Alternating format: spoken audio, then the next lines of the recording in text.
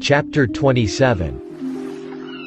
And when it was decided that we should sail to Italy, they delivered Paul and some other prisoners to one named Julius, a centurion of the Augustan regiment.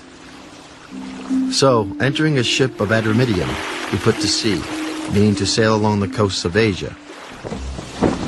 Aristarchus, a Macedonian of Thessalonica, was with us. And the next day we landed at Sidon. And Julius treated Paul kindly and gave him liberty to go to his friends and receive care. When we had put to sea from there, we sailed under the shelter of Cyprus, because the winds were contrary. And when we had sailed over the sea, which is off Cilicia and Pamphylia, we came to Myra, a city of Lycia.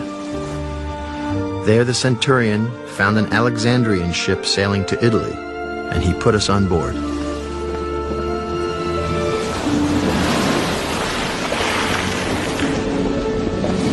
When we had sailed slowly many days and arrived with difficulty off Cnidus, the wind not permitting us to proceed, we sailed under the shelter of Crete off Salmone.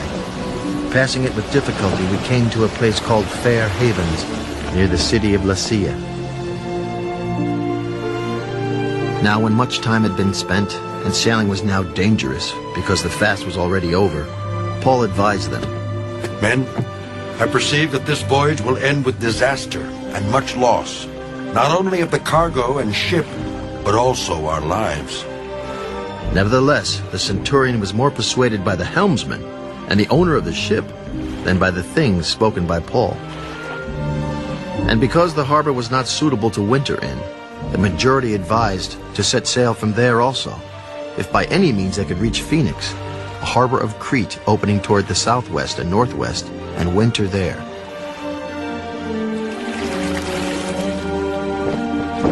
When the south wind blew softly, supposing that they had obtained their desire, putting out to sea, they sailed close by Crete.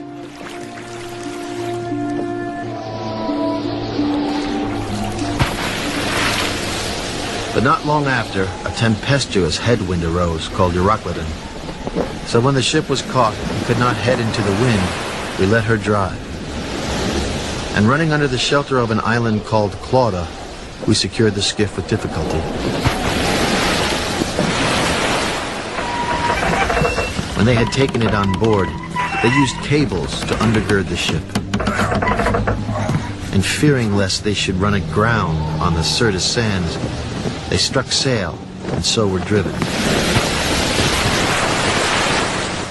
And because we were exceedingly tempest-tossed, the next day they lightened the ship. On the third day we threw the ship's tackle overboard with our own hands. Now when neither sun nor stars appeared for many days, and no small tempest beat on us, all hope that we would be saved was finally given up.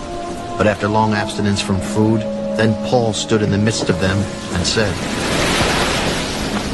Men, you should have listened to me, and not have sailed from Crete and incurred this disaster and loss.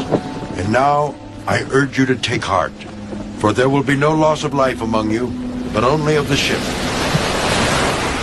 For there stood by me this night an angel of the God to whom I belong and whom I serve, saying, Do not be afraid, Paul. You must be brought before Caesar. And indeed, God has granted you all those who sail with you. Therefore take heart, men, for I believe God that it will be just as it was told me. However, we must run aground on a certain island. Now when the 14th night had come, as we were driven up and down in the Adriatic Sea,